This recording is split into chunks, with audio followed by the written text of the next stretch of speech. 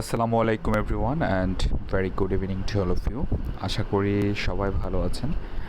আমার সাউন্ডটা ক্লিয়ার কিনা ফারজানা ববি আপু, ফারহানা আপু, যে কেউ একজন বলেন। জি ভাইয়া ক্লিয়ার। ওকে, ফাইন। আচ্ছা, আজকে আমরা বলছিলাম যে সংবিধানের উপরে ওভারঅল একটা ধারণা দিব, ঠিক আছে? সংবিধানের উপরে কোন সংবিধান? বাংলাদেশের সংবিধান, তাই না? ওকে, সো আমরা যারা 25 সালের পরীক্ষার্থী আছে আর 2-3 মাস পরে যাদের পরীক্ষা, এখানে টোটাল কোশ্চেন থাকে কয়টা? দ্য কনস্টিটিউশন অফ বাংলাদেশ থেকে 6টা কোশ্চেন থেকে 4টা দিতে হয়। 6টা থাকে, 4টা দিতে হয়। আর কনস্টিটিউশনাল ল অফ ইউকে, সেখান থেকে 4টা থাকবে, 2টো দিতে হবে। আর লাস্ট যে পার্টটা আছে সেখানে কনস্টিটিউশনাল ল অফ ইউএসএ, মানে হলো যুক্তরাষ্ট্র, আমেরিকার সংবিধান, সেখানে 4টা কোশ্চেন থাকবে, 2টো দিতে হবে। তো হোপফুলি ইনশাল্লাহ আমরা বাংলাদেশের যে সংবিধান আছে সেখানে 6টা কোশ্চেন থাকবে, আমরা 7টা সাজেশনে দিয়েছি।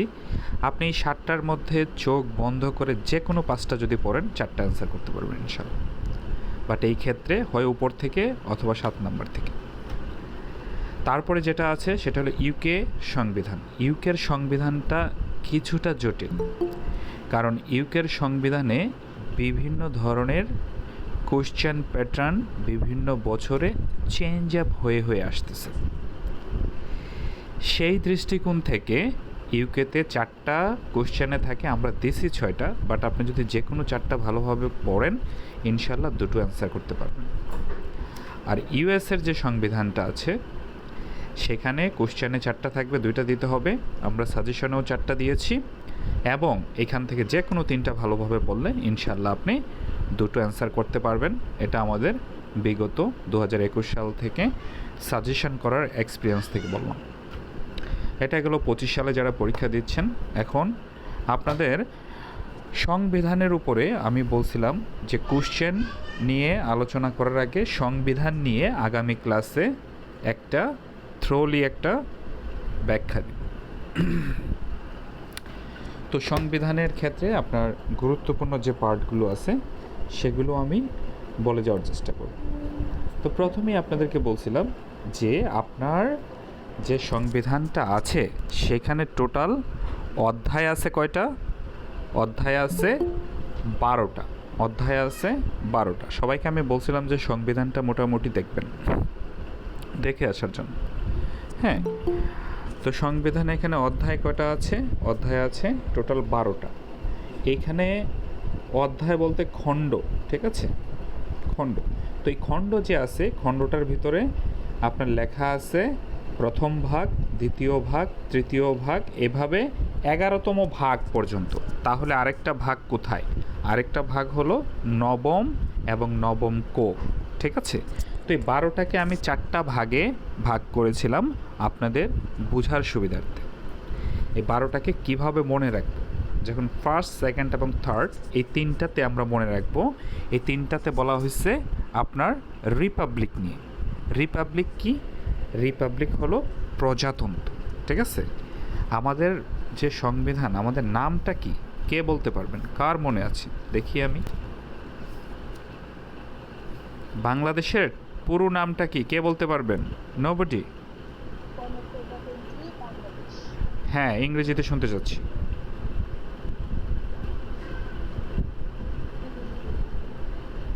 দ্য পিপলস রিপাবলিক অফ,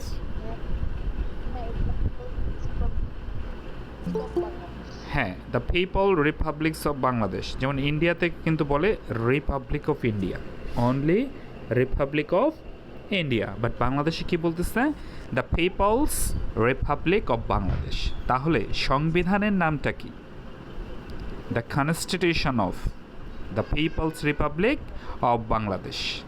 কত সুন্দর, কত ইজি। এখন আপনি যদি আপনার দেশের নামটাই ঠিকমতো না জানেন তাহলে সংবিধানের নাম বলার দরকার নেই। আপনাকে কে বলছে আইন পড়ার জন্য? That's it. কারণ জুরিকোণে আমরা জানার জন্য পড়ি, সত্যি কথা বলতে। এখানে আমরা জানার জন্য পড়ি, এখানে আমরা পাশ করার জন্য পড়ি না যে তা না, পাশ করার জন্যও পড়ি। যেমন 25 সালের ব্যাচের যারা আছে এখন তাদেরকে পাশ করার জন্য পড়তেছে, ঠিক আছে? আর 26-এর যারা আছে 25-এর পরে যে ব্যাচটা শুরু করব আমরা, সেটা হলো সে 1 বছর যায় না পরীক্ষা দেবে, সোজা কথা। আবার ওই 26-এরও কিছু থাকবে যেগুলা কিনা পরীক্ষার আগে আগে আপনার নতুন করে শুধুমাত্র সাজেশনটা দরকার অথবা শুধুমাত্র পার হওয়া দরকার, এটা সম্ভব। কারণ এখানে প্যারামাউন্ট এবং স্ট্যান্ডার্ড যে গাইডগুলো আছে এগুলো আসলে পরীক্ষায় পাশের উপযোগী করে লেখা। বাট আপনি যদি মোটামুটি জানেন, আপনি দেখবেন যে আপনার চোখে ভুল পড়তেছে। বাট ফার্স্ট ইয়ার প্রিলিমিনারি অথবা ফাইনালের এই যে 2 ইয়ার্স, এইখানে আসলে শিক্ষকরা কিন্তু ওইভাবে দেখে না। শিক্ষকরা দেখে হ্যাঁ তারা অন্য সাবজেক্টের গ্র্যাজুয়েট, ওকে গেলেই হইল। এখন you have to decide that what's your determination. আপনার লক্ষ্য কী, আপনার উদ্দেশ্য কী, সেটা আপনাকে নির্ধারণ করতে হবে। তাহলে আমি কি বললাম, বাংলাদেশের যে নামটা আছে পিপলস রিপাবলিক অফ বাংলাদেশ, আর পুরো নামটা কি তাহলে, কনস্টিটিউশনের নাম কি হবে, কি হবে বলেন দেখি? The constitution of the people Republic of Bangladesh. মানে হ্যাঁ, তো এখন আসেন সংবিধানটা আসলে কেমন, সংবিধান কত ধরনের হয়, এগুলো আমরা 9-10-এ হয় আমরা পৌরনীতিতে পড়ছি, না হলে সায়েন্সের যারা ছিলাম, যেমন আমি সায়েন্সে ছিলাম, আমি পড়ছি আপনার সামাজিক বিজ্ঞান নামে একটা সাবজেক্ট ছিল তখন আমাদের। তারপরে সম্ভবত বিজিএস আসছে অথবা অন্য কোনো সাবজেক্টে এন্টারটেইনড আছে, যেটা কিনা সবাইকে জানতে সহায়তা করে। সংবিধান লিখিত অলিখিত, তো আমরা জানি কিন্তু ইউকের যে সংবিধানটা আছে সেটা কি অলিখিত। অলিখিত মানে কি, they are not following any kinds of documents. তারা কি তাহলে কোনো ডকুমেন্টস ফলো করে না? হ্যাঁ, তারা বিভিন্ন ধরনের বিল অফ রাইটস অথবা বিভিন্ন ধরনের পিটিশন, এই বিভিন্ন ধরনের খণ্ড খণ্ড ডকুমেন্টস আছে, বিভিন্ন সালে জনগণের অধিকারের লক্ষ্যে সেগুলো পাশ হয়েছিল, সেইগুলো তারা আপনার অলিখিত সংবিধান হলেও সেগুলো তারা ফলো করে। এবং সবচেয়ে বড় যে জিনিসটা ফলো করে সেটা হলো ম্যাগনা কার্টা, তাই না? 1200 সালের দিকে সেই ম্যাগনা কার্টা যেটা আছে সেটাও তারা ফলো করে।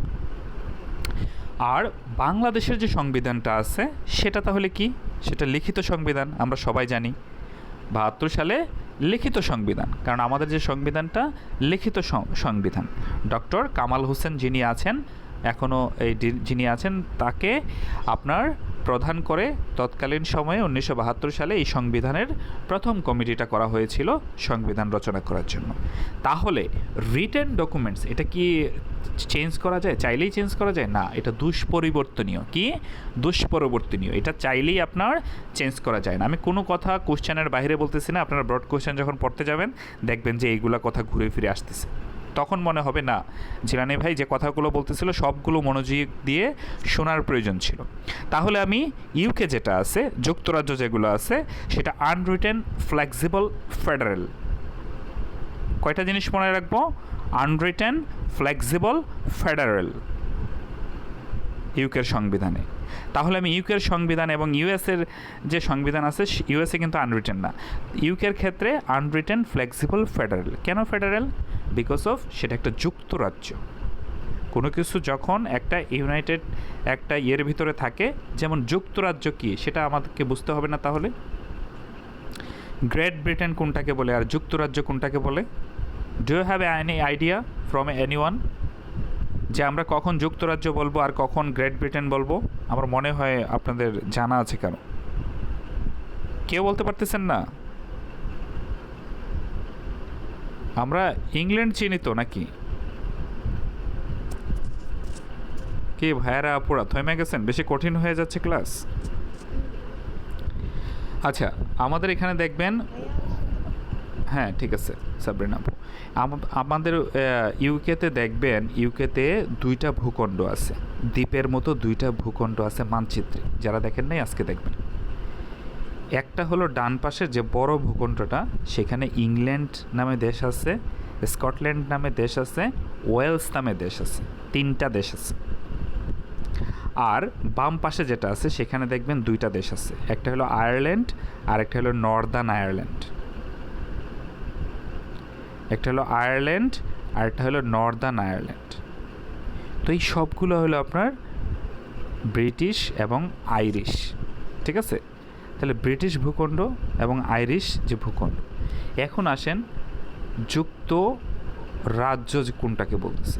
যুক্তরাজ্য বলতেছে ডান পাশের যে তিনটা দেশ আছে, ইংল্যান্ড, স্কটল্যান্ড এবং ওয়েলস, আর বাম পাশে আয়ারল্যান্ড স্বাধীনতা লাভ করছে ওদের কাছ থেকে। সো ওইখানে আছে নর্দার্ন আয়ারল্যান্ড। এই চারটা দেশ মিলে যুক্তরাজ্য, that is why it's called federal. আর ফ্লেক্সিবল কেন বলতেছে? কারণ এই আনরিটেন কেন বলতেছে?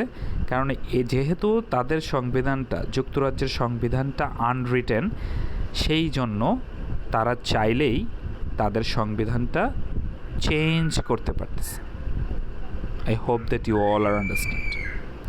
বাংলাদেশের সংবিধান পড়াইতেছিলাম, এখানে ফিরে আসি। তাহলে আমি বাংলাদেশের সংবিধান সম্পর্কে জানলাম যে বাংলাদেশের সংবিধানটা কি?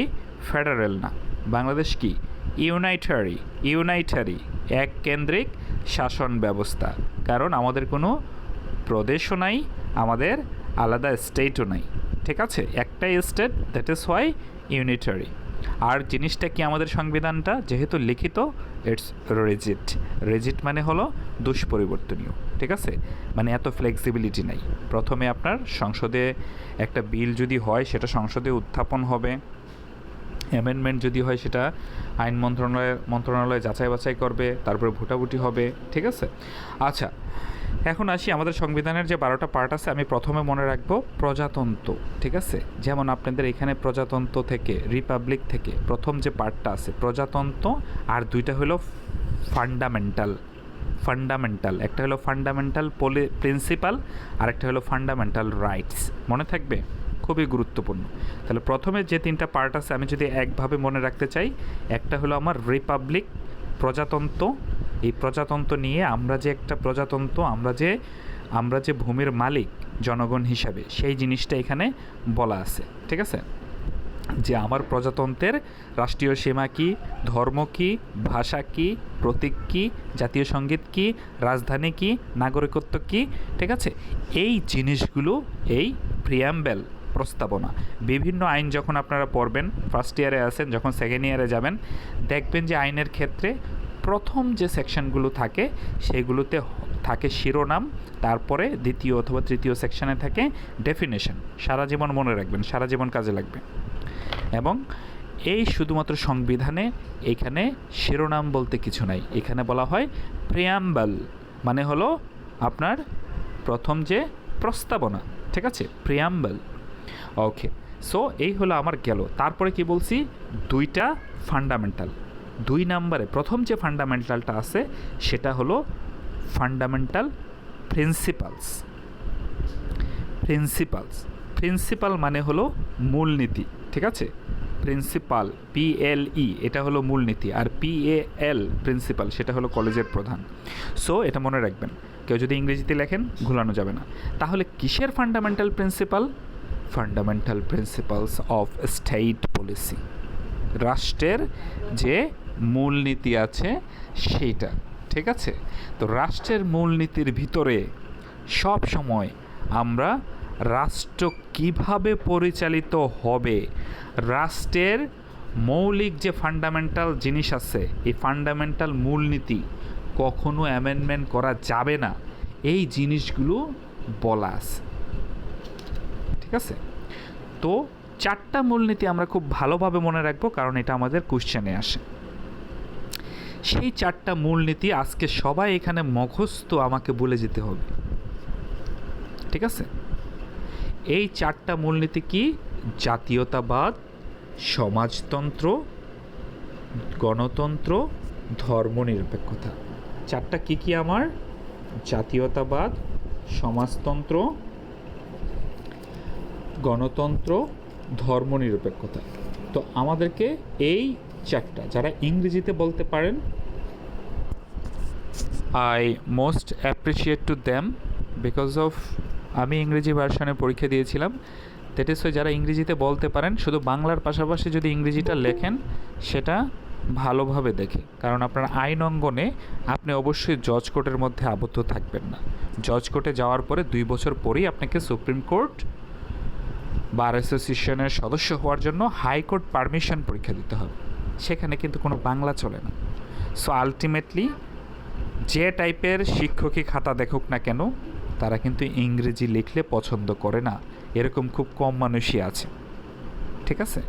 তাহলে দেখেন আমার এখানে কি কি আছে মূলনীতিগুলো, আমি কি বলবো, জাতীয়তাবাদ, গণতন্ত্র,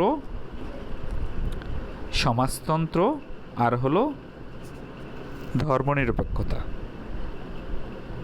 ন্যাশনালিজম, সোশ্যালিজম, ডেমোক্রেসি, সেকুলারিজম। কে বলতে পারবেন বলেন, হাত তোলেন অথবা বলেন। আমরা ক্লাসে কিছু কিছু পরে আমরা ক্লাসেই আমরা মূলত জানা যাই। ভাইয়া বলবো? হ্যাঁ প্লিজ। জাতীয়তাবাদ, গণতন্ত্র, সমাজতন্ত্র, ধর্মনিরপেক্ষতা। হ্যাঁ, ইংরেজিতে বলেন।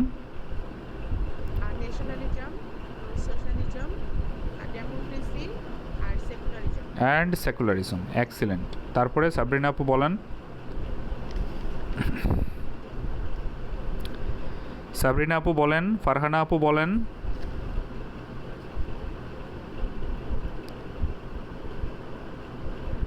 সঞ্জয় ভাই বলতে পারবেন?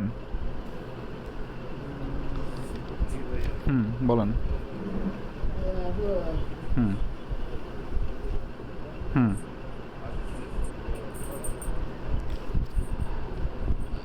প্রজাতন্ত্র না। হুম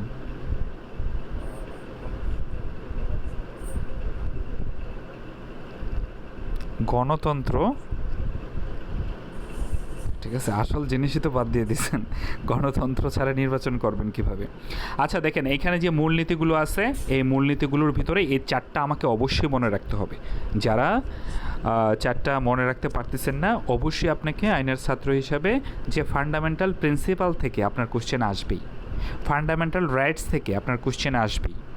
তাহলে দেখেন, আপনার রাষ্ট্রের যে মূলনীতি সেখানে কিন্তু আপনার আছে যে জাতীয়তাবাদ, সমাজতন্ত্র বলতে শোষণ মুক্তির সমাজতন্ত্র, গণতন্ত্র বলতে গণতন্ত্র ও মানবাধিকার, মানে হলো আপনার মানবাধিকার থাকতে হবে, ধর্মনিরপেক্ষতা ও ধর্মীয় স্বাধীনতা। ধর্মনিরপেক্ষতা বলতে ধর্ম নাই করে দেয়া নাস্তিকতা না, ধর্মীয় স্বাধীনতা, ঠিক আছে?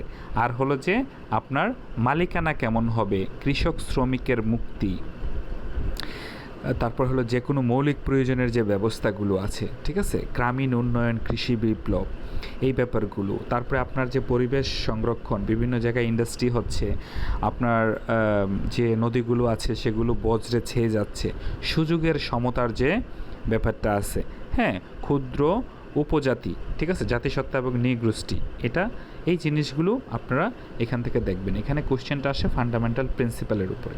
আর থার্ড যে পার্টটা আছে সেটা হলো ফান্ডামেন্টাল রাইটস। সেটা কি? Fundamental rights. তাহলে মৌলিক অধিকার থেকে আপনার ব্রড কোশ্চেন থাকেই থাকে। তাহলে মৌলিক অধিকার যেটা আছে ফান্ডামেন্টাল রাইটস, সেখানে কত ধরনের ফান্ডামেন্টাল রাইটসের কথা বলা আছে গত ক্লাসে বলছিলাম। কে বলতে পারবে দেখি? এক্সিলেন্ট, 18টা বলা আছে। হ্যাঁ, সঞ্জয় ভাই ছাড়া আরেকজন কে বলতে পারবেন যে কত নাম্বার অনুচ্ছেদ থেকে কত নাম্বার অনুচ্ছেদ পর্যন্ত এই 18টা মৌলিক অধিকারের কথা সংবিধানে বলা হয়েছে? বলেন ফারহানা আপু।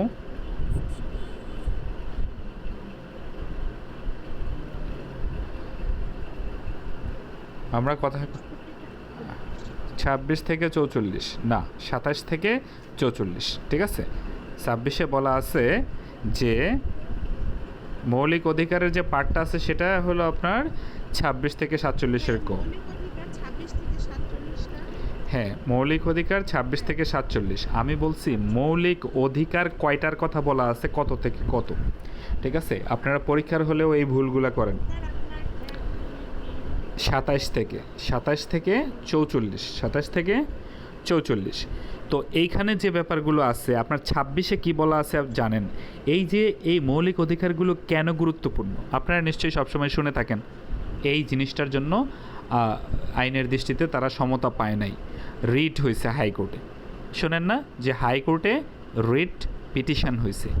রিট মানে হলো যে কোনো ধরনের মৌলিক অধিকার, যে কোনো ধরনের সরকারি সাংবিধানিক প্রতিষ্ঠান হইতে পারে, যে কোনো ধরনের পদের অধিকার হইতে পারে, যেগুলা সোজা কথা যেগুলা নিয়মতান্ত্রিকভাবে হওয়ার কথা, সেটা সাংবিধানিকভাবে হোক অথবা অন্যান্য বিদ্যমান আইনে হোক, সেটা যদি নিয়মতান্ত্রিকভাবে না হয় সেই ক্ষেত্রে আপনারা রিট করতে পারেন। স্পেশালি রিটটা করা হয় মৌলিক অধিকারের উপর বেশি, মানে সবচেয়ে বেশি। তা কেন করা হয়? কারণ যে সংবিধান আমাকে এই অধিকার দিছে, তাহলে কেন আমি এটা পাইলাম না, মানে ব্যাপারগুলো হলো এরকম। আমি যোগ্যতা আছে আমার, আমি যোগ্য হিসাবে এই পোস্টটা আমার পাওয়ার অধিকারী, ক্রাইটেরিয়া অনুযায়ী আমি প্রিন্সিপাল হওয়ার কথা, কিন্তু কেন আমি হইতে পারলাম না, তখন হাইকোর্ট রুল জারি করে রায় দিবে। আর রিট পিটিশন মানে হলো এই যে রিটের কথা বলো, আর পিটিশন মানে কি? আইনি ভাষায় পিটিশন মানে হলো আবেদন। এমনি আমরা পড়ি অ্যাপ্লিকেশন, হ্যাঁ অ্যাপ্লিকেশন মানেও আবেদন, বাট আইনি ভাষায় রিট পিটিশন, জামিন পিটিশন, বেইল মানে বেইল পিটিশন বলে, ঠিক আছে? আপনি যখন সেকেন্ড ইয়ারে মুট কোর্ট ট্রায়াল আছে, তো মুট কোর্ট ট্রায়ালে কী হবে? আপনি তখন বলবেন, মাই লর্ড, আমি অ্যাডভোকেট অমুক, আমার আসামি অমুক, আমি বেইল পিটিশনের জন্য আসছি। টাইম পিটিশন মানে সময় বাড়াইতে চান, যে আদালত আমার মক্কেলকে সময় দেওয়া হোক, আমরা আরও প্রমাণপত্র দিতে যাচ্ছি। এই যে time petition, bail petition, petition মানে হলো আবেদন। তাহলে এই যে রিট পিটিশন যেটা আছে, রিট পিটিশন করে এর ভিতরে একটা হলো মৌলিক অধিকার। এই 18টা মৌলিক অধিকার যদি আপনি মনে না রাখেন, যেভাবে পারেন সিস্টেম ওয়াইজ, আমি বিভিন্ন টেকনিক্স আপনাদেরকে দেখাই দেব আগামী ক্লাসগুলোতে কোশ্চেন পড়ানোর সময়। সো এই জিনিসগুলো আপনারা মনে রেখে আপনারা এই 18টা মৌলিক অধিকার আপনাকে মনে রাখতে হবে, কারণ এই মৌলিক অধিকার থেকে আপনার কোশ্চেন আসে। শুধু সংজ্ঞার 18টা মৌলিক অধিকার বলেন এরকম আতেল মার্কে কোশ্চেন আসে না, কিন্তু জাতীয় বিশ্ববিদ্যালয়ে আর যাই করুক আপনার কোশ্চেন কিন্তু কষায়া করে। 20 মার্কস কোনটাতে কোনটা আছে ওইটা আপনার বোঝার দরকার নেই, বাট 4-5টা কোশ্চেন একটা কোশ্চেনের ঠিকই জুড়ে দিবে। কীভাবে জুড়ে দেয় দেখেন, এখানে মৌলিক অধিকার কাকে বলে। আমার কাছে কিন্তু বই গাইড কিচ্ছু নেই, আমার কাছে আছে ওই যে গতকালকে মেট্রো পাবলিকেশনের যে একটা পকেট সংবিধান দেখাইছিলাম ওইটা, কারণ আজকে আমি বসছি আপনাদেরকে ধারণা দেওয়ার জন্য।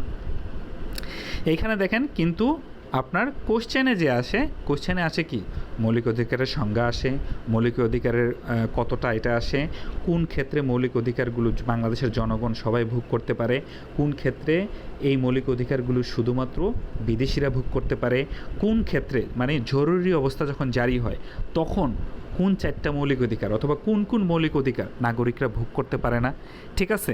সো এই যে ব্যাপারগুলো আছে এইগুলো হলো আপনাকে সিস্টেমেটিক্যালি আপনাকে মনে রাখার বিষয়, ঠিক আছে? যেমন চলাফেরার স্বাধীনতা, সমাবেশের স্বাধীনতা, এইগুলো তখন জরুরি অবস্থার সময় বন্ধ থাকে, তাই না? আচ্ছা, তাহলে আমার এখানে যে মৌলিক অধিকারগুলো আছে 18টা, এই মৌলিক অধিকারগুলো সম্পর্কে আমাকে একটা ভালো ধারণা থাকতে হবে। তো মৌলিক অধিকারগুলোর ভিতরে কি কি আছে? আইনের দৃষ্টিতে সমতা, ধর্ম নিয়ে বৈষম্য করা যাবে না, সরকারি চাকরির নিয়োগ লাভের ক্ষেত্রে সকলের সমান অধিকার থাকতে হবে, বিদেশি কোনো খেতাব এগুলো কিন্তু নেওয়া যাবে না সরকারের অনুমতি ছাড়া। তারপরে কি? আইনের আশ্রয় লাভের অধিকার। দেখেন, আইনের দৃষ্টিতে সমতা, আইনের আশ্রয় লাভের অধিকার, আর তারপরে 33-এ আছে গ্রেপ্তার ও আটক, ঠিক আছে? গ্রেপ্তার ও আটক এই 3টা আইন রিলেটেড যে আছে, যে আইনের দৃষ্টিতে সমতা যেটা দিয়ে শুরু হয়েছে 27 নম্বর অনুচ্ছেদ। তারপরে দেখেন গ্রেপ্তার ও আটক আর হলো আইনের আশ্রয়, এই 3টার নিয়ে সামনে আপনার অনেক ব্রড কোশ্চেন আছে, সেই জন্য এটা একটু বলে যাচ্ছি যে আইনের দৃষ্টিতে সমতা তো সবাই বুঝেন। আইনের আশ্রয় লাভের অধিকার বলতে কি বোঝায়? আইনের আশ্রয় লাভের অধিকার বলতে বোঝায় আপনি গ্রেপ্তারের পরে অবশ্যই উইথিন 12 আওয়ার্স, আগে ছিল 24 ঘন্টা, এখন হলো 12 ঘন্টা, নতুন 25 সালে ফৌজদারি যে কার্যবিধি আছে সেকেন্ড ইয়ারের ক্রিমিনাল অ্যাক্ট, সেইখানে সংশোধনী আসছে। সংশোধনীতে কি আসছে? 12 ঘন্টার ভিতরে অবশ্যই গ্রেপ্তার যে ব্যক্তি আছে তার অ্যাডভোকেটের সঙ্গে অথবা আত্মীয় স্বজন বন্ধুদের সঙ্গে যোগাযোগ করতে দিতে হবে, যেন সে আইনি সহায়তা পায়, খোঁজ যেন পায়, আইনি সহায়তা যেন পায়। কয়েকটা ক্লোজ আছে এখানে, ঠিক আছে? দ্যাট মিন্স কি? এটা হলো আইনের আশ্রয়। আর 33 নম্বর অনুচ্ছেদে লেখছে দেখেন গ্রেপ্তার ও আটক সম্পর্কে রক্ষা কবচ। এই গ্রেপ্তার ও আটক সম্পর্কে রক্ষা কবচ বলতে বোঝায় ওই যে আপনার এই যে বিভিন্ন ধরনের যে রিটগুলো আছে, রিট ধরেন যে আপনার ওইখানে আছে রিট 4 ধরনের 5 ধরনের এরকম ধরনের বলা আছে। হ্যাভিয়াস কর্পাস একটা রিট আছে, মানে হলো তাকে সশরীরে হাজির করার আদেশ দিবে আদালত, যে সে কোথায় আছে। 24 ঘন্টার ভিতরে আটক করার পরে, পুলিশ আটক করার পরে আসা যাওয়া বাদ দিয়ে 24 ঘন্টার ভিতরে তাকে ম্যাজিস্ট্রেটের কাছে হাজির করতে হবে। তাকে এমনি এমনি আটক রাখা যাওয়ার কোনো বিধান নাই। এইগুলা আপনারা যখন পড়বেন সেকেন্ড ইয়ারে গিয়ে, তখন যদি আপনারা রিলেট না করতে পারেন যে সংবিধান যেহেতু বাংলাদেশের সর্বোচ্চ আইন, এখানে বলাই আছে যে সংবিধানের এই যে মৌলিক অধিকারের 26 নম্বর অনুচ্ছেদে সংবিধানের অধিকার সহিত অসামঞ্জস্য আইন বাতিল, মানে সংবিধানের এগেনস্টে কোনো আইন হইতে পারবে না। কোনো বিদ্যমান আইনে যদি মনে হয় যে এটা সংবিধান পরিপন্থী, ওইটুকু অংশ অটোমেটিক্যালি বাতিল। মাথার ভিতরে রাইখেন, যারা ক্লাস করতেছেন না অথবা এর রেকর্ডটা যারা পাবেন না, তারা এই জিনিসগুলো কোনো দিন জানতেও পারবেন না। এবং সেকেন্ড ইয়ারে গিয়ে ফার্স্ট ইয়ারের মতো সেকেন্ড ইয়ার এই মানে প্যারামাউন্ট পেয়ে পরে আপনি ভালো একটা মার্কস নাও করতে পারেন, কারণ এখানে আপনার ডিটেলস জানতে হবে। স্পেশালি দেখবেন সেকেন্ড ইয়ারের যারা পরীক্ষা দিছে, দ্বিতীয় পত্র যে আছে ফৌজদারি কার্যবিধি অপরাধ, তারপরে দণ্ডবিধি, তারপরে দেওয়ানি কার্যবিধি, লিমিটেশন অ্যাক্ট, সাক্ষ্য আইন, মানে মূল আইনগুলোতে 25, 30, 35, 40 এর বেশি নাই। কারণ কি, এইগুলাতে আপনার বোগাস লেখা হয় না। তখন যদি আপনি রিলেট না করতে পারেন এই যে 24 ঘন্টার ভিতরে আপনার কোর্টে তাকে হাজির করতে হবে, এটা আসলে সংবিধানের কোথায় রিলেট করতে হবে, সংবিধানের এইখানে রিলেট করতে হবে। আপনারা যারা আইনের শিক্ষার্থী হিসাবে বার কাউন্সিল গ্রুপে আছেন এবং জানেন যে আমি বার কাউন্সিলের ক্লাস নিয়ে স্টাডি করি এবং আলোচনা করি, তারা জানে আমি আসলে কিভাবে রিলেশনগুলো দেখাই। সো এই রিলেশনগুলো আসলে আইনে জরুরি।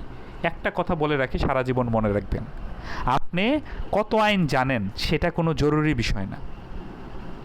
আপনি পণ্ডিত হয়ে গেছেন, আপনি ফার্স্ট ইয়ারে ফার্স্ট ক্লাস পাচ্ছেন, সেকেন্ড ইয়ারে ফার্স্ট ক্লাস পাচ্ছেন, কোনো লাভ নাই। আপনার জন্য দরকার হলো আইনের শিক্ষার্থী, সারা জীবনের শিক্ষার্থী, আপনাকে মনে রাখতে হবে কোন আইনটা কোথায় আছে, কোন আইনটা কোথায় আছে। ঠিক আছে? A lawyer is he who knows where the law is, মানে আইনজীবীর মৌলিক কর্তব্য হলো আইন সম্পর্কে জানা, জ্ঞান অর্জন, সর্বজান্ত হওয়ার প্রয়োজন নাই। আইন বা তার ব্যাখ্যাটা কোন বইয়ে আছে, কোন জায়গায় লেখা আছে, সেই জ্ঞান থাকাটা জরুরি। তো এখানে আপনার যে জিনিসটা আপনার বললাম, এখানের যে ফান্ডামেন্টাল রাইটস যে কয়েকটা আছে, 18টা আছে, এটা আপনাকে মনে রাখতে হবে। এবং এই তিনটা কেন বললাম, আইনের দৃষ্টিতে সমতা, আইনের আশ্রয় লাভের অধিকার এবং গ্রেপ্তার ও আটক সম্পর্কে রক্ষা কবচ। তাহলে গ্রেপ্তার এবং আটক সম্পর্কে রক্ষা কবচ, এই যে একটা 2 লাইনে বললাম, ছোট করে বলছি, বাট আপনারা যেন বুঝতে পারেন ফার্স্ট ইয়ারের স্টুডেন্ট হিসাবে সেইভাবে বলছি। তাহলে কেউ যদি এখন বলে আপনাদেরকে যে সংবিধানের অনুচ্ছেদ 33-এ গ্রেপ্তার আটক বলতে আসলে গ্রেপ্তার আটক সম্পর্কে রক্ষা কবচ আছে, আবার 31-এ আইনের আশ্রয় লাভের অধিকার আছে, আবার 27-এ আছে আইনের দৃষ্টিতে সমতা, তাহলে এত কিছু যে আছে, এই তিনটা সম্পর্কে আসলে আমি কি বুঝবো? তখন নিশ্চয়ই আপনি কি করতে পারবেন, আপনি এক্সপ্লেন করতে পারবেন যে এখানে আইন সম্পর্কে 3টা পয়েন্ট এইভাবে রিলেটেড। তারপরে দেখেন 36-এ চলাফেরার স্বাধীনতা, সমাবেশের স্বাধীনতা, সংগঠনের স্বাধীনতা, এই যে ব্যাপারগুলো আছে। ও আরেকটা আছে 35-এ বিচার ও দণ্ড সম্পর্কে রক্ষণ। বিচার এবং দণ্ড যখন দেয়া হবে তখন তার আপনার বাঁচার অধিকার আছে অথবা সেখান থেকে পরিত্রাণ হওয়ার অধিকার আছে। সেই ক্ষেত্রে কি কি রক্ষণ তার আছে সেগুলো এখানে আছে। তাহলে এই সম্পর্কে 27, 31, 33, 35। আর হলো জরুরি অবস্থা যখন চালু হয়, আপনারা দেখবেন আপনাদের জরুরি অবস্থা নিয়ে ব্রড কোয়েশ্চেন থাকে। তাহলে সংবিধানে কোন কোন অধিকার জরুরি অবস্থার সময় স্টপ হয়ে যায়, এই 18 থেকেই স্টপ হয়। চলাফেরার স্বাধীনতা, সমাবেশের স্বাধীনতা, সংগঠনের স্বাধীনতা, ঠিক আছে? এই যে স্বাধীনতাগুলো আছে এগুলো কি হয়ে যায়, এইগুলো তখন স্টপ হয়ে যায় অটোমেটিক্যালি। সেই জন্য আপনাকে 18টা মৌলিক অধিকার সম্পর্কে একটা ভালো জ্ঞান রাখতে হবে।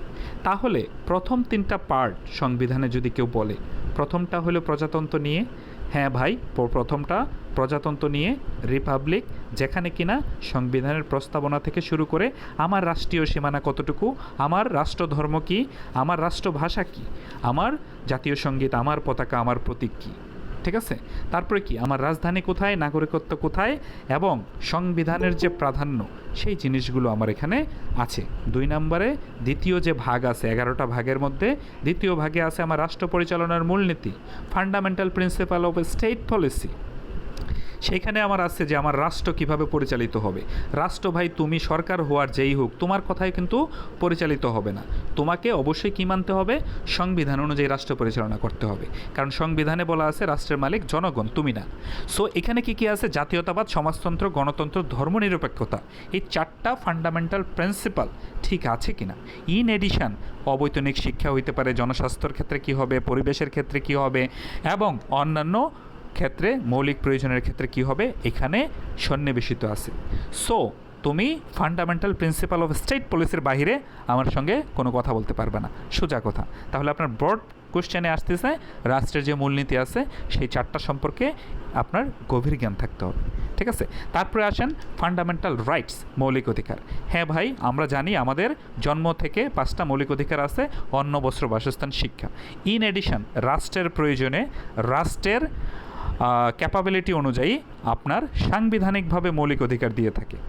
মোস্ট ইম্পর্টেন্টলি আমাদেরকে মনে রাখতে হবে যে মৌলিক অধিকার যদি কোনো মৌলিক অধিকার এই যে 27 নম্বর অনুচ্ছেদ থেকে 44টা আছে এর ভিতরে যদি কোনো মৌলিক অধিকার খর্ব হয় সেই ক্ষেত্রে অন্য কোনো আইনের দ্বারা বারিত হয়, বার অ্যাট ল, হ্যাঁ মানে barred by law, bar at law না, বার্ড বাই ল, মানে কোনো ল দ্বারা যদি বারিত হয় মানে বাধাপ্রাপ্ত হয় তাহলে কি হবে, তাহলে সেই আইনের সেই অংশটুকু বাদ পড়ে যাবে যতটুকু অসামঞ্জস্যতা ছিল আপনার সংবিধানের সঙ্গে। কোথায় বলা হয়েছে, সংবিধানের আর্টিকেল 26 স্পষ্ট বলা আছে ওই আইন প্রচলিত আইন এখানে চলতে পারবে না।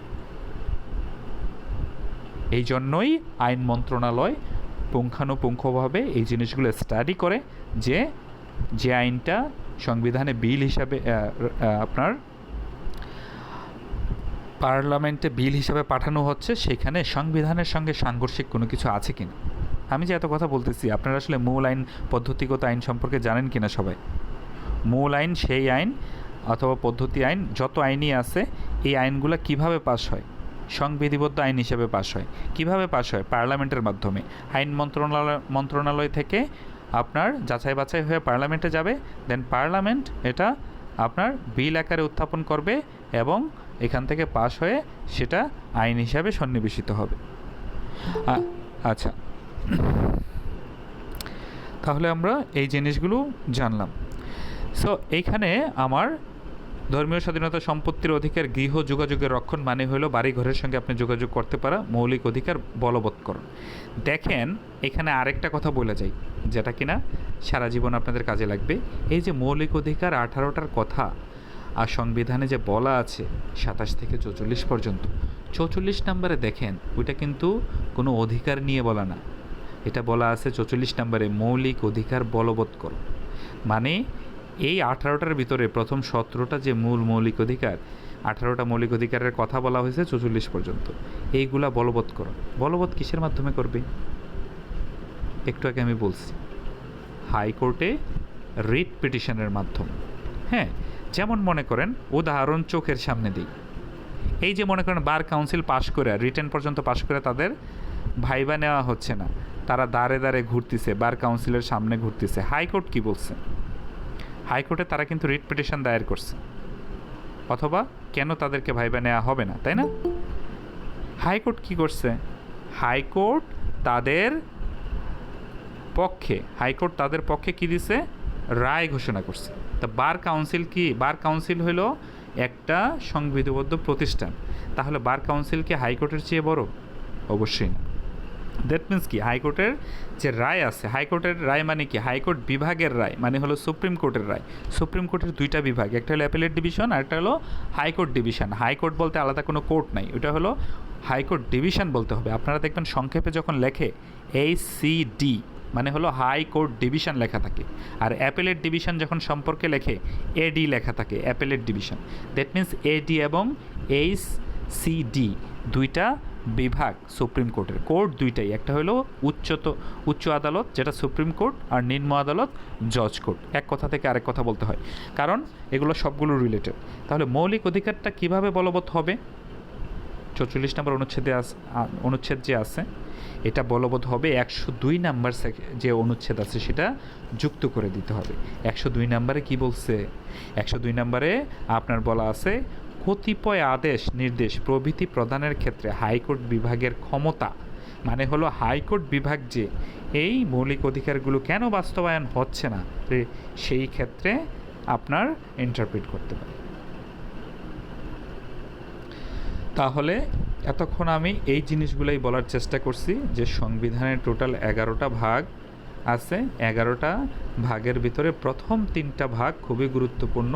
আপনারা যদি এই প্রথম 3টা ভাগ আমি যা যা বলছি যদি বুঝা থাকেন, আপনার এই রিলেটেড ব্রড কোশ্চেনগুলো, এবং এইখানে মিনিমাম 3টা ব্রড কোশ্চেনের উপরে হবে, মিনিমাম 3টা ব্রড কোশ্চেন, এবং পরীক্ষাতে এর ভিতরে 1টা 2টা থাকবেই, কারণ এটা হলো প্রথম দিকের কোশ্চেন থাকেই। সো সেই প্রেক্ষাপট থেকে যারা শুনছেন তাদের কাছে দুধ ভাত মনে হবে, আর যারা শোনেন নাই, মাঝখান দিয়ে ঢুকছেন অথবা প্রয়োজনীয়তা মনে করেন নাই, that is up to you. Priority depend করে আপনি নিজেকে কতটুকু প্রায়োরিটি দিচ্ছেন এটার উপর। এখন আমরা দ্বিতীয় পার্টটাতে চলে যাই। দ্বিতীয় পার্টটা হলো আরও ইম্পর্টেন্ট। সরকারের মানে একটা দেশের কইলজা, ঠিক আছে? একটা দেশের কইলজা কি? কইলজা হলো সেই দেশের পরিচালনার, এতক্ষণ তো আমরা রাষ্ট্র পরিচালনার মূলনীতি, মৌলিক অধিকার আর রিপাবলিক যে আমরা যে দেশের মালিক সেটা জানছি। এখন হলো কইলজাতে কি আছে? কইলজাতে আছে হলো এক্সিকিউটিভ, লেজিসলেচার অ্যান্ড জুডিশিয়ারি। কি আছে? দেশের শাসন ব্যবস্থা, শাসন যে বিভাগ আছে, আইন বিভাগ আছে, বিচার বিভাগ আছে। আপনি যদি না বুঝেন বিচার বিভাগ কি, সেই ক্ষেত্রে আমি দেখলাম যে একটা বিখ্যাত রিনাউন্স লয়ের কোচিং সেন্টার তারা বলতেছে বিসিএসের মাধ্যমে যারা জজ হয়, জজ কি বিসিএসের মাধ্যমে হয়? কে বলতে পারবেন বলেন তো?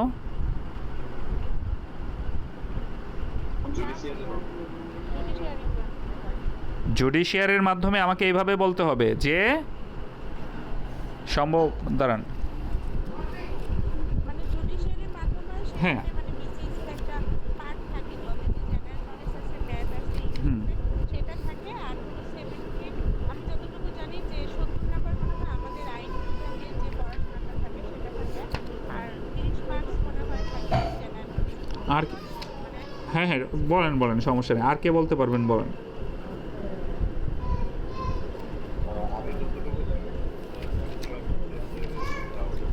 হুম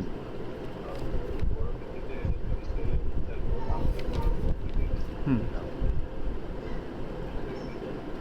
হুম হুম আর হচ্ছে আর কারো কোনো কিছু জানা আছে?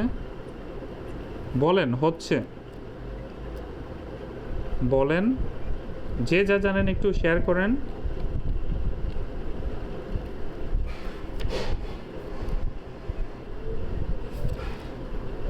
আর কেউ কিছু বলতে পারতেছেন না?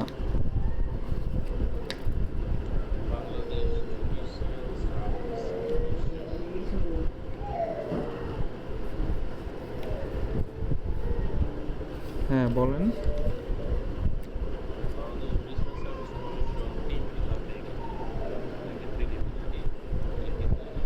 না আমি এটা জানতে চাইনি। আমি জানতে চাচ্ছি যে বিজেএস, বাংলাদেশ জুডিশিয়াল সার্ভিস, ঠিক আছে? থ্যাংক ইউ সবাইকে, অনেক সুন্দর বলছেন। সবার কথার মাধ্যমে আসলে একটা ধারণা পাওয়া যায় যে আসলে আমরা কোন ওয়েতে আছি, আমরা আসলে কতটুকু আমরা রাইট ওয়েতে আছি কিনা। এখানে বিসিএস থেকে 2007 সালের 1 নভেম্বরে মোকদ্দমার মাধ্যমে এটা হাইকোর্টে রিট পিটিশন করা হয়েছিল। সেটার মাধ্যমে কি হয়েছে? বিচার বিভাগ পৃথক হয়ে গেছে। কারণ সংবিধানে বলা আছে রাষ্ট্রের বিচার বিভাগটা কি থাকবে? বিচার বিভাগটা অবশ্যই পৃথক থাকবে। মাজদার হোসেন বনাম বাংলাদেশ, এই মোকদ্দমার মাধ্যমে কেস স্টাডি আপনারা পড়ার চেষ্টা করবেন। যেমন এখন আপনারা বাংলা বই, যে আমার কাছে আছে মোহাম্মদ আব্দুল হালিম স্যারের একটা বাংলা বই আছে, সেটা আপনারা দেখতে পারেন। আর ফাইনালি একটা ইংলিশ বইয়ের কথা বলছি, যেটা কিনা সকল জজের হাতে হাতে আছে, সেই বইটা আপনারা দেখতে পারেন, লাস্ট ক্লাসে যেটা বলছি। আর সব সময় সাথে রাখার জন্য আপনারা মেট্রো পাবলিকেশনের সাংবিধানিক যে ছোট্ট বইটা আছে এটা দেখতে পারেন। তাহলে আমি কি বললাম? রাষ্ট্রের কলিজা হলো এই তিনটা, একটা হলো এক্সিকিউটিভ, আরেকটা হলো লেজিসলেচার, আরেকটা হলো জুডিশিয়ারি। এক্সিকিউটিভ কারা? এক্সিকিউটিভ হলো সরকার ব্যবস্থা, সরকারে যারা আছে, ঠিক আছে। হ্যাঁ, তারপর লেজিসলেটিভ কারা? আইনসভা, পার্লামেন্ট, ঠিক আছে। এক্সিকিউটিভ বলতে শাসন ব্যবস্থা, হ্যাঁ, আপনার পুরো আমলাতন্ত্র থেকে সব কিছু। আর লেজিসলেচারে আপনার পার্লামেন্ট, হ্যাঁ। আর জুডিশিয়ারি যেটা আছে সেটা হলো বিচার ব্যবস্থা। এই বিচার ব্যবস্থাটা ফারজানা আপু যেটা বললেন এটা 2007 সালের আগে ছিল। বিসিএসে আলাদা জুডিশিয়ারি একটা পার্ট ছিল, সেখানে সেটার মাধ্যমে আপনার জজ নিয়োগ হইত। আর 2007 সালের নভেম্বরের 1 তারিখে মাজদার হোসেন বনাম বাংলাদেশ, এই রেফারেন্সটা আপনাকে দিতে বলবে পরীক্ষাতে, যে মাজদার হোসেন বনাম বাংলাদেশ এটা সম্পর্কে লিখো। তো এই যে ব্যাপারটা আছে, মামলার রেফারেন্স দিতে বলবে। আর প্রথমে বলবে বিচার বিভাগ বলতে কী বুঝো, বিচার বিভাগের বিভিন্ন দিক বর্ণনা করতে বলবে, দেন ওইটা বলবে। তো আপনি যদি জানেন যে এক্সিকিউটিভ মানে হলো পুরো শাসন ব্যবস্থা, আমলাতন্ত্র থেকে শুরু করে সব কিছু, লেজিসলেচার মানে হলো আইনসভা, যেটা বাংলাদেশের নাম হলো পার্লামেন্ট, বিভিন্ন দেশে বিভিন্ন নামে আছে, ঠিক আছে। তারপরে মনে করেন জুডিশিয়ারি সিস্টেমের মূলত আপনার এখানে সুপ্রিম কোর্ট এবং আপনার অধস্তন যে আদালত আছে, এইটার যে জুডিশিয়ারি পরীক্ষাটা হয় সেটা হলো বিজেএস পরীক্ষা, বাংলাদেশ জুডিশিয়াল সার্ভিস, যেটা কিনা এখন 19তম বিজেএস পরীক্ষা চলতেছে। এইখানের যে পরীক্ষা সিস্টেমটা, এটা একজন ভাই বলতেছিলেন যে প্রথমে আপনার প্রিলিমিনারি হয়, রিটেন হয়, ভাইবা হয়। ওইখানে পার্থক্য হলো যে ওখানে বাংলা, ইংরেজি, অঙ্ক, সাধারণ জ্ঞান এই জিনিসগুলো ইনক্লুডেড থাকে, ফারজানা আপু যেটা বলতেছিলেন।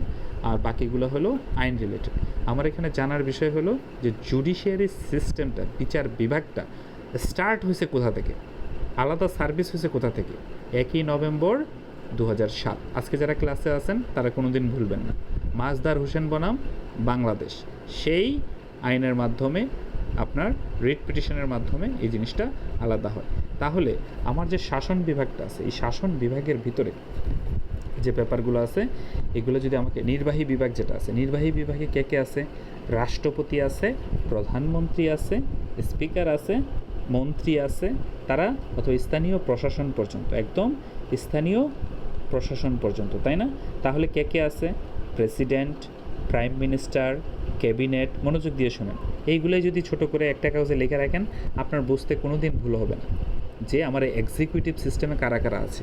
প্রেসিডেন্ট, ক্যাবিনেট, মিনিস্টার, হ্যাঁ।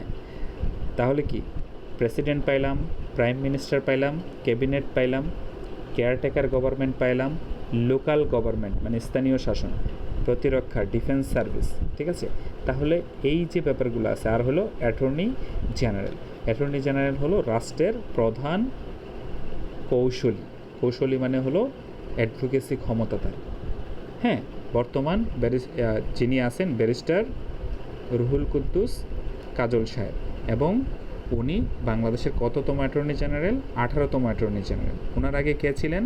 বর্তমান আইনমন্ত্রী ছিলেন আসাদুজ্জামান, অ্যাডভোকেট আসাদুজ্জামান। বলার আগে আমরা বলবো learned advocate Asaduzzaman, learned barrister Ruhul Quddus Kajal sir, ঠিক আছে। কারণ লার্নেড বলতে হবে, কারণ আইনজীবীর ক্ষেত্রে অবশ্যই বিজ্ঞ বলতে হবে।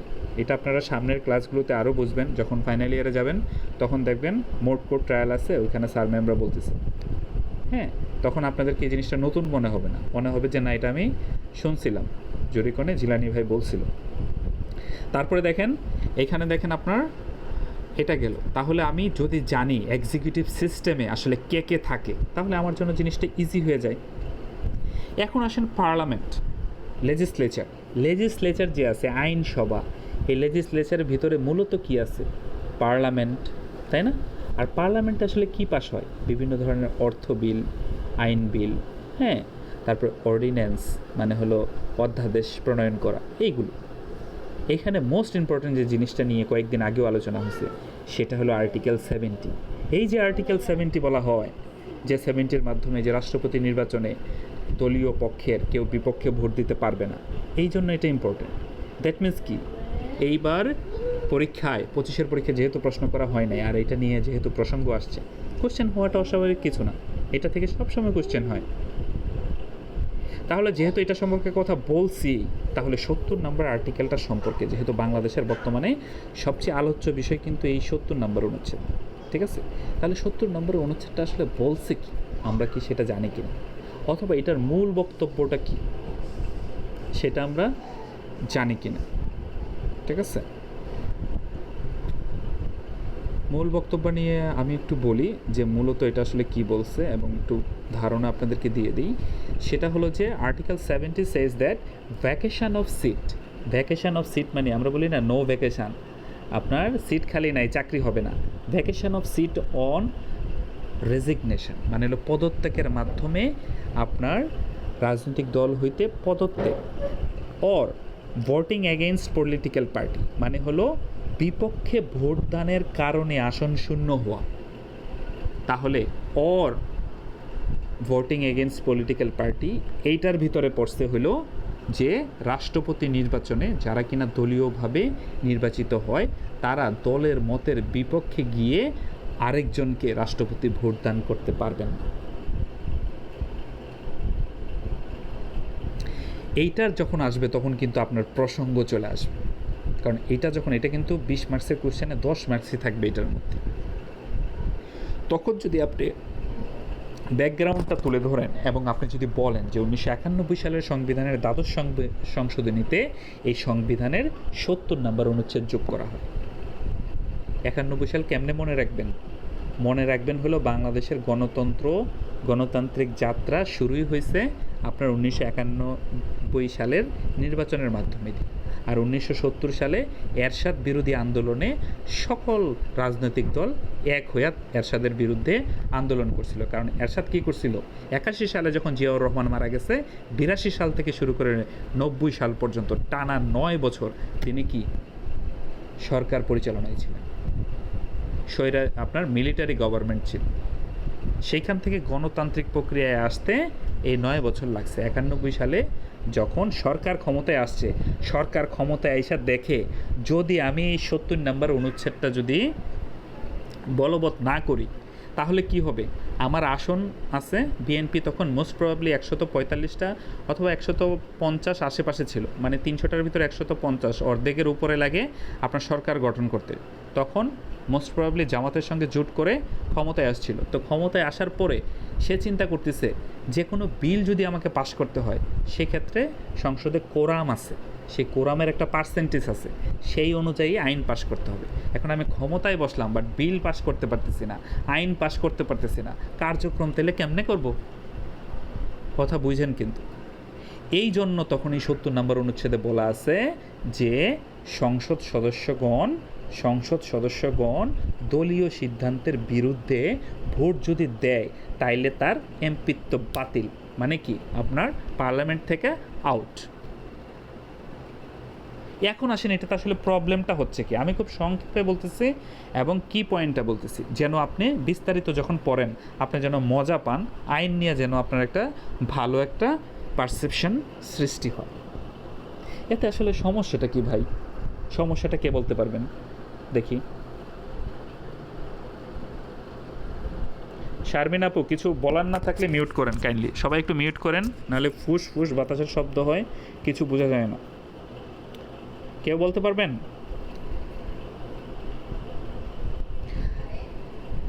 হ্যাঁ সঞ্জয় ভাই বলেন। যারা সাহস করে বলে তাদেরকে আমি সাধুবাদ জানাই, কারণ আমার কথাগুলো আসলে একটু তিতা লাগতে পারে অনেক কারো, বাট তাদেরকে আমি খুব পছন্দ করি যারা কিনা সাহস করে বলে, কারণ আপনি যেহেতু বলতে পারতেছেন দ্যাট মিনস আপনি সামনে কিছু করবেন, এটা নিশ্চিত থাকে। বলেন।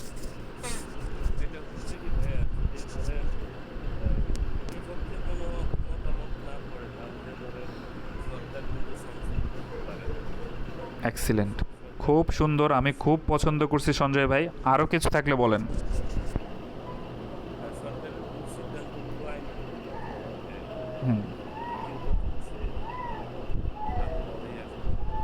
কোনো সমস্যা নেই, আমি খুবই খুশি, রেসপন্সিভ মানুষ, এক লাইন বলতে পারলেও আমি খুশি। আরেকজন বলেন,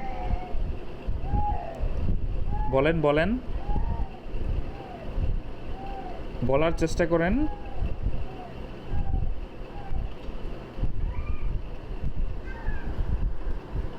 আচ্ছা, এখানে দেখেন আপনার কি কি ঘটতেছে।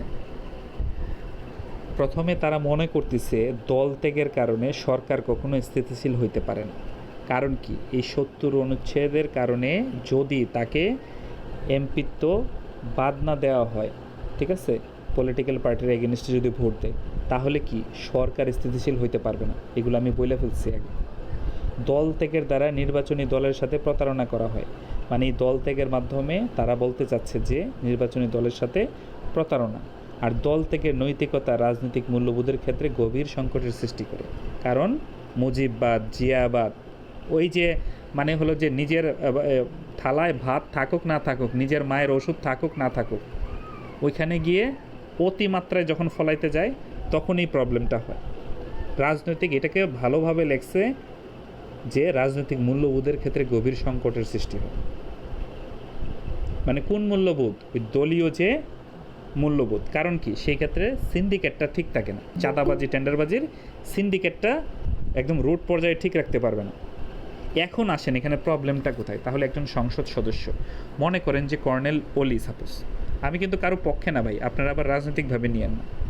এখন কর্নেল ওলি এলডিপি করেন, উনি যদি 11 দলীয় জোটে না থাকে, যদি বিএনপির জোটে থাকতো, তাহলে তিনি কি, তিনি নিশ্চিত রাষ্ট্রপতি। কারণ যে লোক তারেক রহমানকে কুলে করে নিয়ে জিয়ার মরার পরে তার পাশে দাঁড়াই ছিল, তারেক রহমানের চোখ মুছে দিছে, এবং সে বীর মুক্তিযোদ্ধা, সে বিভিন্ন সময়ে সমরে অনেক অবদান রাখছে, দেশের একজন প্রকৃত দেশপ্রেমিক, এতে কোনো সন্দেহ নাই। কিন্তু এখানে কি হয়েছে? এখানে হয়েছে যার নামে আপনার রাজাকারের, যার বাবা কিনা শান্তি কমিটিতে ছিল বলে প্রপাগান্ডা আছে। সত্য মিথ্যা এটা পরের কথা। তো সে দেখা যায় যে কিনা তখন সুস্থ সবল ছিল, মুক্তিযুদ্ধ করতে পারতো, করে নাই, হ্যাঁ, তারা এখন রাষ্ট্রপতি হিসাবে আপনার এখানে নির্বাচিত হয়েছে। মানে আমি বলতেছি উনি যোগ্য না তা না, হ্যাঁ, মির্জা ফখরুল ইসলাম সাহেব অনেক যোগ্য, কিন্তু ত্যাগের দিক দিয়ে, অবদানের দিক দিয়ে বিএনপিতে কর্নেল ওলি, বাট তিনি সঠিক সিদ্ধান্ত নিতে ব্যর্থ হয়েছেন। এইখানে দেখেন এই ৭০ নম্বর অনুচ্ছেদে অনেকেই আছে যারা কিনা কর্নেল ওলিকে ভোট দিতে চান, বাট তার সংসদের সিট এই ৭০ নম্বর অনুচ্ছেদ বলে চলে যাবে বিধায় দলীয় সিদ্ধান্তের বাহিরে যাইতে পারতেছেন না। এটা কি করছে? এটা সংসদে যারা সাংসদ আছে তাদেরকে পুতুল হিসেবে পরিণত করছে। আজকে যারা ক্লাসে আছেন এই জিনিসটা একদম বাস্তব উদাহরণ দিয়ে আপনাদেরকে বুঝাই দিলাম। আশা করি আপনাদের কারো ভুল হবে না, অন্তত দুনিয়ার যে জায়গায় যান।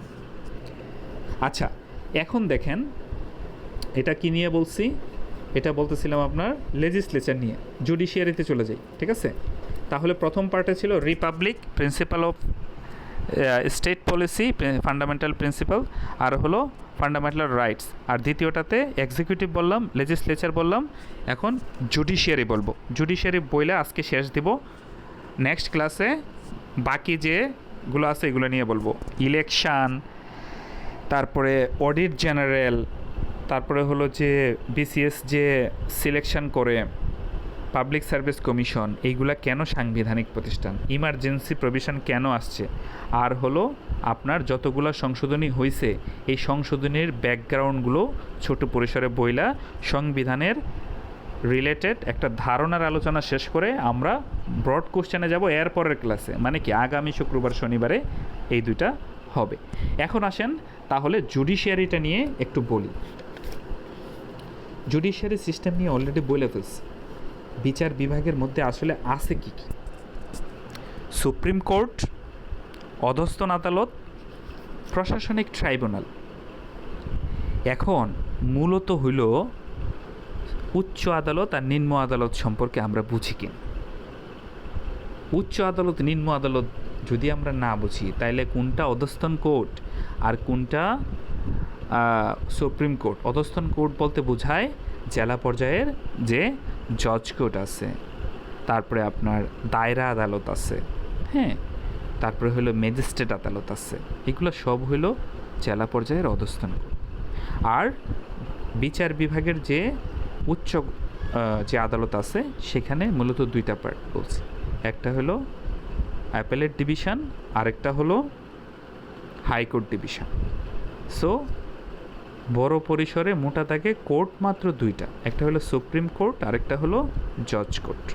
বাট তাদের বিভিন্ন ডেভিয়েশন আছে, বিভিন্ন পার্ট আছে, বিভিন্ন পার্টের বিভিন্ন ক্ষমতা আছে। যেমন চিফ জুডিশিয়াল ম্যাজিস্ট্রেট জেলা পর্যায়ে তার এক ধরনের ক্ষমতা, সেখানে টোটাল 4টা কোর্ট আছে। হ্যাঁ, তারপরে কি দায়রা যে আদালত আছে ফৌজদারির, তারা কি ওইখানে তিন ধরনের কোর্ট আছে। একটা হলো যুগ্ম দায়রা, অতিরিক্ত দায়রা, জেলা দায়রা। আবার দেখেন জমি জমা রিলেটেড, দেখেন না জমি জমা রিলেটেডের পার্ট একদিকে, আর চুরি ডাকাতি সন্ত্রাসী রাহাজানি ধর্ষণ এগুলো একদিকে। তাহলে জমি জমা রিলেটেড এটার নামই ভিন্ন, দেওয়ানি আদালত, তাই না? তো দেওয়ানি আদালতের ক্ষেত্রে কি আপনার সেখানে পাঁচ ধরনের কোর্ট থাকে। উপর থেকে হলো জেলা জজ আদালত, তারপরে হলো অতিরিক্ত জেলা জজ আদালত, যুগ্ম জেলা জজ আদালত, তারপরে হলো সিনিয়র সিভিল জাজ। এই সিনিয়র সিভিল জাজ এবং সিভিল জাজের আগে নাম ছিল সহকারী জজ, সিনিয়র সহকারী জজ, যেটা কিনা আপনারা বিভিন্ন সময়ে শুনছেন। কিন্তু 25 সালে যে সংশোধনী হয়েছে এই নাম কিন্তু আর আগের মতো নাই, বইয়ে খাতায় কিন্তু এগুলো রয়ে গেছে। এই জন্য বললাম যে অন্ধভাবে গাইড ফলো করবেন কোশ্চেনের প্যাটার্ন বোঝার জন্য, কিভাবে অ্যান্সার করতে হবে এগুলো বোঝার জন্য। বাট অন্ধভাবে বিশ্বাস করতে গেলে আপনার মূল জিনিস থেকে আপনি দূরে সরে পড়বেন। আচ্ছা, তাহলে এইখানে আপনার সুপ্রিম কোর্টে বিচারক যে নিয়োগের ব্যাপার আছে, আমরা অনেকেই হয়তো জানি না যে আমার রোড ম্যাপ কী, আমি আসলে কি হইতে চাই। এই অধস্তন আদালত এবং সুপ্রিম কোর্টের রোড ম্যাপটা আপনাকে বলতেছে, আপনার আইনের শিক্ষার্থী হিসেবে আপনার সামনের 10 বছরের রোড ম্যাপ কী হইতে পারে। বই বন্ধ করে দিলাম, ক্লাস এখানে শেষ করে ফেলবো। রোড ম্যাপটা বললে এটা আপনার ক্লিয়ার হয়ে যাবে। রোড ম্যাপটা কে বলতে পারবেন?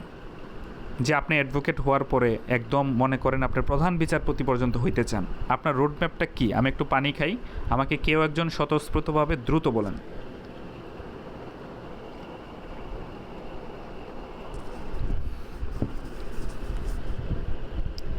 কেউ বলতে পারতেছেন না? ফারজানা আপু, ফারহানা আপু, সঞ্জয় ভাই।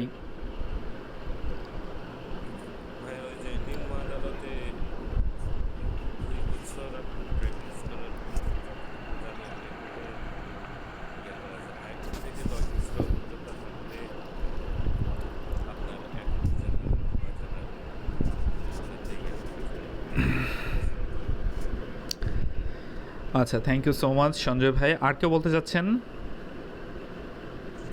ভাইয়া হচ্ছে সঞ্জয় ভাইয়া যেটা বলছে সেটা তো মানে সেই অনুযায়ী যদি যাই তাহলে এলএলবি করে সঞ্জয় ভাইয়া যেটা বলছে সেভাবে যেতে হবে। তারপর মানে আমি যদি জজ হতে যাই তাহলে আমার বিজিএস পরীক্ষা দিতে হবে, তারপর সহকারী জজ, এরপর হলো ধাপে ধাপে পদোন্নতি হবে। না, আমি অ্যাডভোকেটের কথা বলছি। আপনারা করছেন কি, ওই যে প্যারামাউন্টের পিছনে লাস্ট পেজে যে লেখা আছে না, ওইগুলা বলে ফেলাইতেছেন। আমি বলি ভাই, আমি প্যারামাউন্টের লাস্টে পড়ি। না, প্যারামাউন্ট গাইড কিন্তু খুবই ভালো, প্রশ্নের প্যাটার্ন বোঝার জন্য খুবই ভালো। আমি কিন্তু ওইখান থেকেই আপনাদেরকে দেখাই। কিন্তু আমি বলতে চাচ্ছি মূল বিষয়গুলো, ভুলগুলো তো আমি বলে দিলাম যে কোন লেটেস্ট অ্যামেন্ডমেন্ট হয়েছে, কোন জায়গায় প্রবলেমগুলো আছে। জরিকনে থাকলে আপনারা এই জিনিসগুলো পাবেন। কারণ আমি এইগুলো যেহেতু আমরা রিসেন্টলি সব কিছু শেষ করছি, সো আমাদের একটা ভালো একটা ধারণা থাকে। এখানে দেখেন, প্রথমত আপনি এলএলবি অনার্স হন, এলএলবি 2 ইয়ার্স পাস কোর্স হন, আপনি ব্যারিস্টার হন বা অ্যাটর্নি হন, আপনাকে অ্যাডভোকেটের যে টাইমলাইনটা এটা বলতে বলছি, জজে যাইতে বলি নাই, কিন্তু ওইটা আমি পাশে বলে যাব। যদিও আপনার বার কাউন্সিল পরীক্ষা ফেস করতে হবে। কেন কেউ কোশ্চেন করলেন না যে ভাইয়া ব্যারিস্টার আর অ্যাটর্নি বললেন কেন? যারা কিনা বার এট ল করে তারা ইউকে থেকে আসে বার এট ল করে।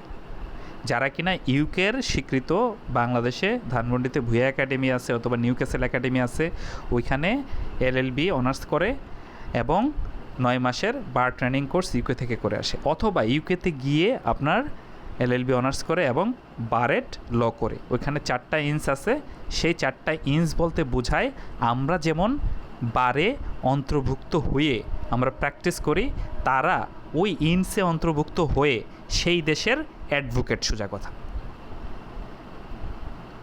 বোঝা গেছে? এতে বিশেষত্বের কিছু নাই, কিন্তু বিশেষত্ব হ্যাঁ, এটা আবার একটু বলেন, এটা না আমার কাছে ক্লিয়ার হয় না, এটা আবার একটু বলেন। এটা তো পুরো একটা ক্লাস চলে যাবে এটা বলতে গেলে। আচ্ছা, আমি জানি এটা সম্পর্কে সবার ইন্টারেস্ট আছে আপনার। হ্যাঁ, সমী আপু বলেন। আচ্ছা, স্যার একটু বললে ভালো হতো, আমি আসলে বুঝতে পারতেছি না। হ্যাঁ হ্যাঁ, শিওর শিওর, আপনি মিউট করে দেন, আমার কথা আমি শুনতেছি। আচ্ছা, এখন দেখেন, আপনার ইন্টার দেন আর অনার্স করেন, আপনি যদি ব্যারিস্টার হইতে চান যে কোনো সময় হইতে পারবেন। কিভাবে হইতে পারবেন? আপনার যে এলএলবি ডিগ্রিটা আছে সেটা অবশ্যই ইউকে মানে হলো যুক্তরাজ্য, হ্যাঁ, ইংল্যান্ডের স্বীকৃত যে কোনো প্রতিষ্ঠান থেকে হতে হবে।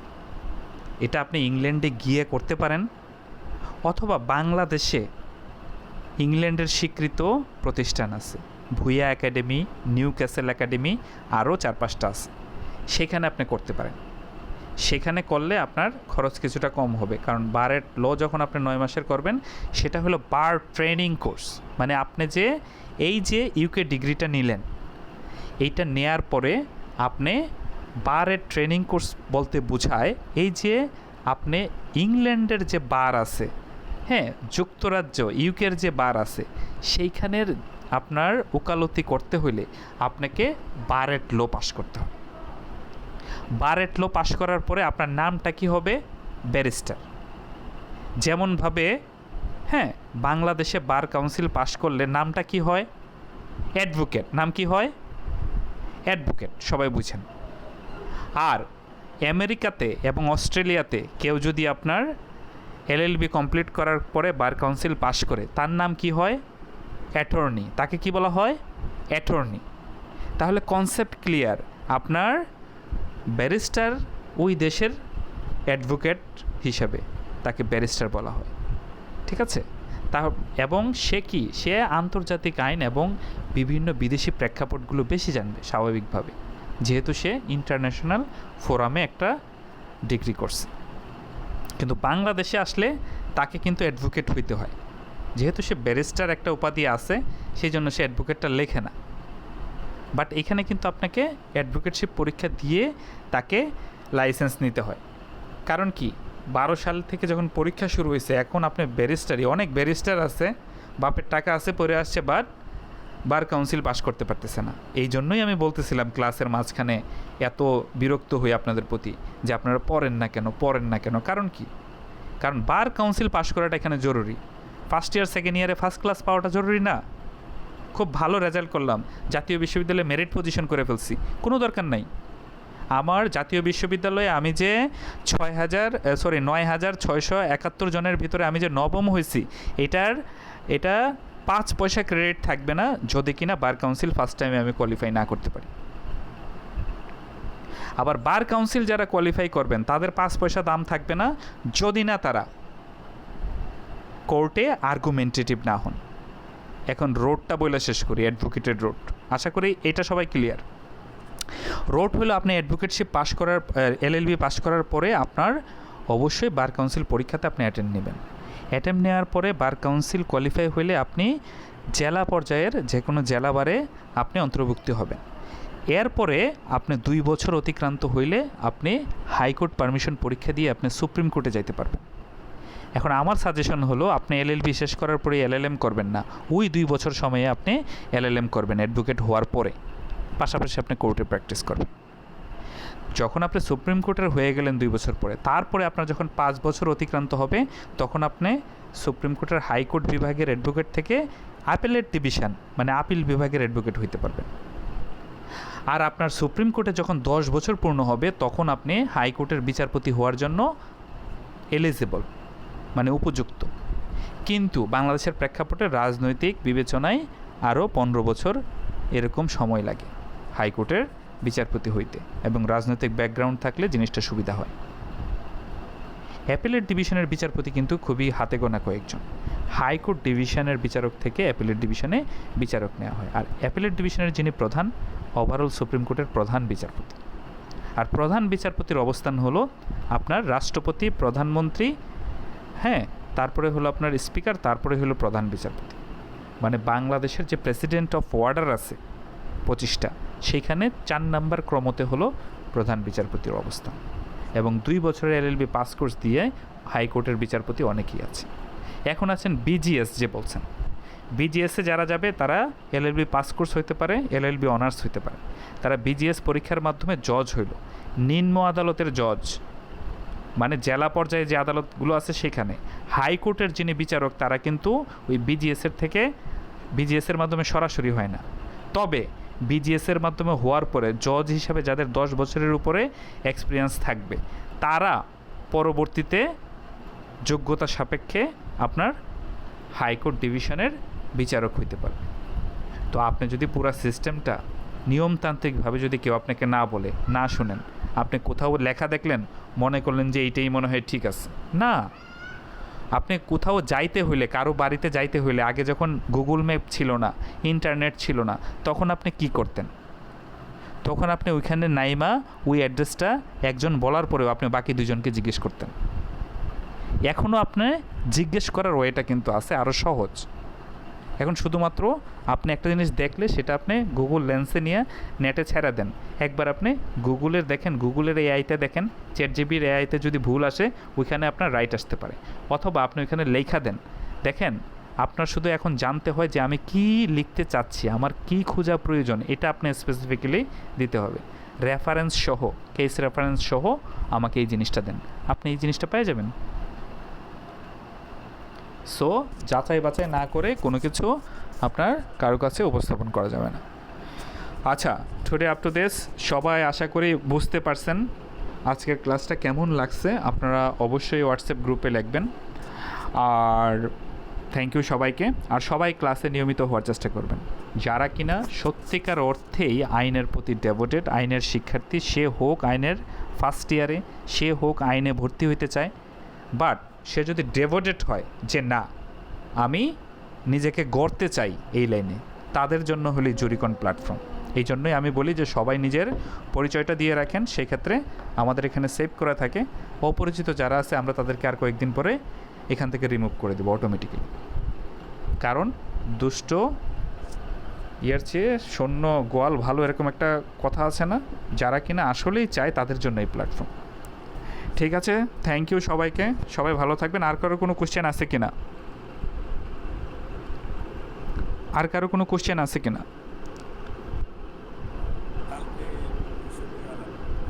না না, কালকে হবে না, কালকে হবে না, আগামী শুক্র শনিতে। কারণ রবি, মঙ্গল, বৃহস্পতি এই 3 দিন বার কাউন্সিলের ক্লাস নেই। আর সোমবার আর বুধবার হলো ফাইনাল ইয়ার। আপনাদের জন্য শুধু শুক্রবার আর শনিবার। হ্যাঁ রবিন ভাই বলেন।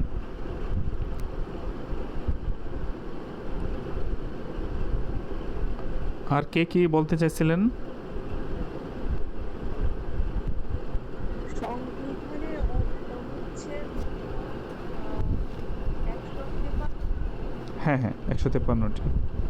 আমাদের আছে 151। না না, আগের তো হওয়ার কথা না। শুরু থেকেই 153টা।